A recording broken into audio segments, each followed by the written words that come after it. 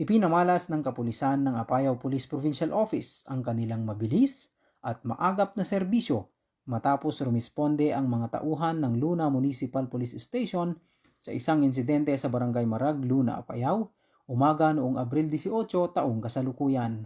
Nakatanggap sila ng ulat mula kay punong Barangay Leonila Udipa hinggil sa isang residente na nasugatan matapos masuwag ng isang kalabaw. Agad na nagtungo ang mga rumispondeng pulis sa kinaroroonan ng biktima na kinilalang si Ginoong Moses Costares.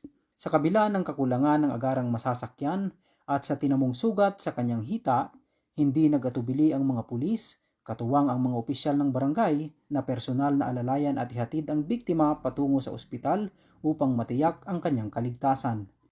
Dahil sa maagap na aksyon, ligtas na ang biktima at kasalukuyang nagpapagaling. Lubos naman ang pasasalamat ng pamilya ni Ginoong Costares sa mga kapulisan at mga opisyal ng barangay sa kanilang agarang pagresponde at malasakit. Muling pinatunayan ng pangyayaring ito na ang kapulisan ay nananatiling handa at maaasahan sa oras ng pangangailangan, hindi lamang bilang tagapagpatupad ng batas, kundi bilang katuwang sa pagligtas ng buhay.